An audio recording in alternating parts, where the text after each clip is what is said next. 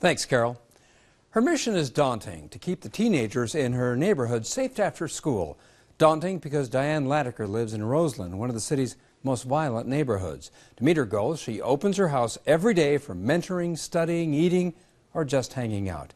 Nick Shields looks at the program she calls Kids Off the Block. To actually see the violence, know someone who was in the violence, killed, that's crazy. Some may think what Diane Latiker is doing is noble, but also crazy. Each afternoon, she opens up her home in the gang-infested Roseland neighborhood on the city's far south side. She invites any child seeking a safe haven from the physical and emotional violence plaguing the community to come in. Last year alone, more than 300 different children came through her home. She mentors them, helps them find jobs, and lets the kids hang out in her home for hours rather than on the city streets. Yeah, she's like a second mother. Really? She's like a second mother to everybody. Like, that's our mother. On any given day, more than 30 students will come through Kids Off the Block.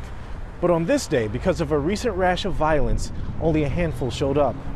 One of those students was Tania Hughes. She helped me with the stuff I need. Like if I need something for school, she helped me with jobs and stuff to support me and my baby and my family.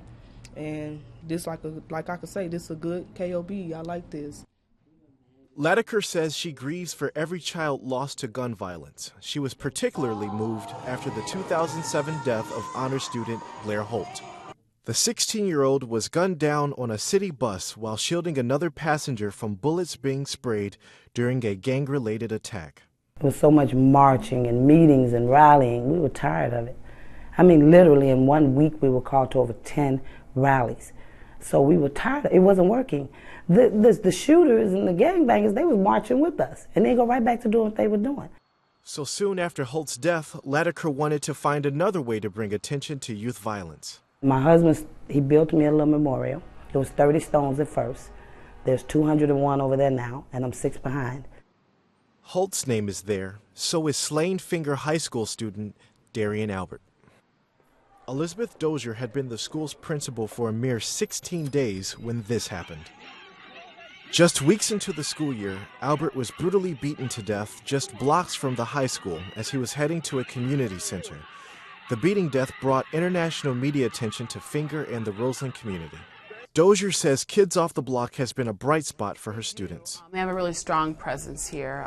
They take about 180 of my students and work with them intensively, from mentoring to working with them on connecting them to jobs and job training, the tutoring piece, and also just having kind of a safe haven within the community, a place for kids to go.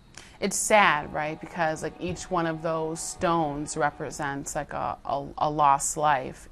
And I feel like the memorial really stands as a testament, as almost a wake-up call, right? These children will not be forgotten. These are lost lives. While we visited the memorial, Diane Latiker told stories of the children remembered by each stone. But during our conversation, she was interrupted by an area teen. Sometimes come up here and you gave me a sheet to come back. Okay, it was me and my brother used to always come up here every day to get the sheet, but we never came back. But nah, I was on the bus. I got off the bus because I saw him filming you, and I saw you on TV one day. You know what I mean? And to me as a person, I feel like you're a very inspirational person to me, because I see all the stuff you're doing for my youth. Sorry, I'm kind of. That's okay. That's okay. But I mean, you're a very inspirational person to myself, because I feel like you helping a lot of people. You know what I mean? And I feel that if I don't change my life around, you know what I mean, I'm end up in the hospital, dead, or in jail. The two talked for 10 minutes, and we caught up with the teen after their conversation. I am a part of a gang, but it was I think I see now it's all for all the wrong reasons. But what I'm saying is, I'm trying to steer my life in a good direction, so I won't have to end up like one of these kids here. And Latiker hopes that every new teen she meets, like this one, realizes that Kids Off the Block can help change their lives. To see a young man who had given up, and then you see the same young man turn his life around, what can I say? That's it. For Chicago Tonight, I'm Nick Shields. And Latiker says gang activity has always stopped at her door, and now she even has recent college graduates who once were Kids Off the Block members helping her run the program. You can find more information about Diane Latiker and Kids Off the Block by visiting our website.